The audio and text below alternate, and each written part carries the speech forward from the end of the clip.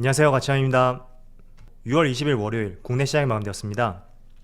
자, 오늘도 시작부터 정말 시장이 좋지 못했던 것 같아요. 지난주 월요일도 한 차례 큰 폭의 하락이 나왔었는데 요즘에는 정말 월요일마다 시장이 좋지 못한 것 같습니다. 결국에는 코스피가 2%의 급락이 나왔고 종가상으로 2400포인트를 이탈하고 2391포인트에서 마무리가 되었네요. 자, 그리고 코스닥은 코스닥은 상황이 정말 심각했던 것 같아요. 무려 지수가 3.6%의 폭락이 나왔고 어느덧 700 중반까지 지수 자체가 크게 밀리는 모습이 나왔습니다. 자, 그래서 오늘은 정말 시장이라든지 개별 종목들 그런 것을 평가하는 것이 거의 무의미하다고 생각이 되는데 그래도 한번 간략하게 몇 종목들을 살펴볼게요. 자, 먼저 코스피를 한번 보면 오늘은 삼성 SDI와 현대차 이 두 종목은 빨간불이 들어왔고 그 외의 종목들은 크게 밀리는 모습이 나왔습니다. 특히 삼성전자가 어느덧 58,700원까지 장중에는 2%의 급락도 나왔었고 굉장히 부진한 모습이 나오는 것 같아요. 물론 삼성전자뿐만 아니라 미국에 있는 많은 반도체 기업들 있죠. 인텔, 엔비디아, 마이크론 테크놀로지 그리고 대만의 TSMC까지 올해만 거의 30% 이상의 급락이 나왔거든요. 그래서 유독 반도체 업종들이 최근에 정말 부진한 모습이 나오는 것 같고 그리고 코스닥을 보면 코스닥도 크게 밀렸는데 저는 개인적으로 2차전지 소재기업들이 있죠. 에코프로비엠하고 LNF 그리고 첨보까지 앞선 코스피의 삼성 SDI와 마찬가지로 2차전지는 그래도 조금은 선방하지 않았나 그런 생각이 들더라고요. 아무튼 오늘도 정말 힘들었던 하루였다고 생각이 되고 자, 그리고 코스피의 수급을 보면 오늘 그래도 기관은 순매수가 들어왔거든요. 약 4,400억 규모의 순매수가 들어왔지만 외국인이 크게 매도하는 모습이 나왔어요. 아무래도 오늘 환율이 다시 한번 연중 최고치를 경신했고 그런 부분이 외국인에게 비우호적인 환경을 조성을 하는 것 같습니다. 그리고 코스닥은 마찬가지로 코스닥도 외국인의 많은 순매도가 있었고 기관은 그래도 코스피와 코스닥 모두 순매수하는 모습을 보여주었네요. 자, 삼성전자의 수급을 봐도 지금 며칠째 외국인의 순매도가 이어지고 있고 그리고 하이닉스도 오늘 외국인의 순매도가 나왔죠. 그리고 삼성 SDI도 외국인의 순매도가 나왔지만 기관 쪽에서 외국인의 매도폭을 상쇄시킬 수 있는 많은 순매수가 있었고 그 때문에 오늘은 소폭의 상승이 나왔던 것 같습니다. 자, 그리고 선방했던 현대차도 보면 기관에 많은 순매수가 들어왔네요. 자, 이어서 주차별 매매 동향에 대해서 살펴보도록 하겠습니다. 6월 20일 외국인이 가장 많이 매수한 종목은 GS, 하이브, 심텍, KT, LG 디스플레이 이렇게 다 종목을 순매수 상위종 올렸습니다. 그리고 기관은 삼성전자, 삼성 SDI, LG화학, 현대차, SK하이닉스 이렇게 다 종목을 순매수 상위종 올렸습니다. 자, 이어서 해외 증시를 한번 살펴볼게요. 저는 솔직히 오늘 시장이 보합 내지는 상승이 나오지 않을까 한편으로 그런 생각을 했었거든요. 왜냐하면 전날 마무리되었던 미국의 3대 지수를 살펴봐도 S&P 500의 0.2%의 상승이 나왔고 그리고 나스닥은 1.4%의 상승이 나왔습니다. 물론 다우지수는 소폭의 하락이 나왔지만 전체적으로 시장 흐름이 나쁘지 않았었거든요. 자, 그리고 장중에 선물지수를 보더라도 국내 시장이 개장하기 전에는 1% 이상의 상승이 나왔었고 현재도 상승 흐름을 유지를 하고 있습니다. 자, 그래서 이런 점들을 봤을 때는 오늘처럼 큰 폭의 하락이 조금 더 뼈아프다고 느껴지는데 자, 그런데 아시아 증시를 한번 보면요. 일본 니케이가 1.2%의 급락이 나오고 있고 대만도 1% 가까운 하락이 나오고 있죠. 그리고 중국 상해지수만 보합을 보여주고 있습니다. 그래서 전날 미국 증시라든지 장중에 나스닥 선물지수와는 별개로 아시아 증시가 유독 큰 폭의 하락이 나오고 있는 것 같습니다. 자, 일단은 지금의 상황에 대해서 오늘 삼성전자도 2% 이상의 급락이 나오고 있고 거의 99%가 부정적인 이슈밖에 안 나오는 것 같아요. 그리고 5만원 초반대까지 내려갈 가능성도 있다. 그런 이야기가 계속 나오고 있습니다. 자, 지금 여기 기사를 보면 이게 주말 사이에 나왔던 기사예요. 월스트리트 저널에 따르면 정말로 인플레이션을 잡기 위해서는 연준이 금리 인상을 올해 4%에서 7%대로 크게 상향 조정해야 된다는 그런 이야기가 나왔습니다. 자, 일단 근거로서 제시한 것이 공교롭게도 연준의 내부 보고서를 활용한 것이고 그 내부 보고서를 활용해서 물가 수준과 경제 지표를 감안했을 때 최소한 4% 이상은 올려야 된다는 것이 월스트리트 저널의 의견이었습니다. 자, 그런데 연준에서 목표를 하는 것이 올해 3.5% 정도로 올리는 것을 목표로 하고 있거든요.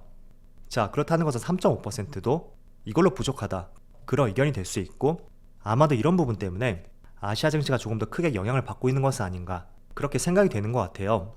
자, 일단 미국이 기준금리를 크게 올린다는 것은 많은 해외 자본들이 미국 쪽으로 흘러들어갈 수밖에 없겠죠.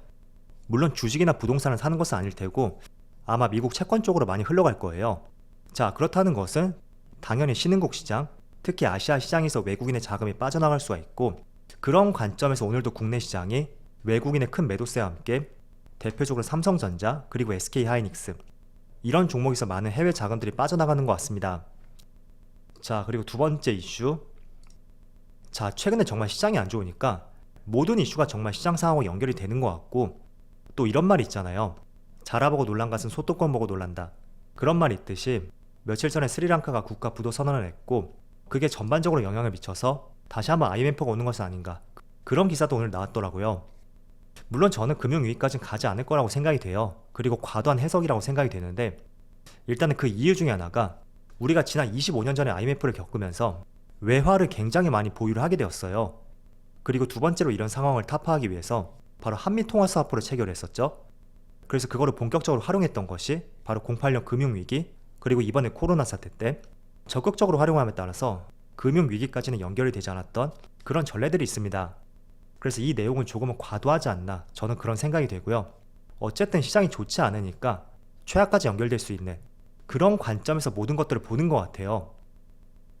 자, 그리고 또 한 가지는 이런 의견도 제기가 되고 있는데, 지금의 상황이 1970년대 있죠. 그때 오일 쇼크가 있었고 그때의 상황과 굉장히 흡사하다, 그런 의견도 있습니다. 그렇기 때문에 모든 주식 전문가들의 의견을 따져봤을 때는 아무도 이때 직접적으로 시장을 겪어보지 않았을 거란 말이죠.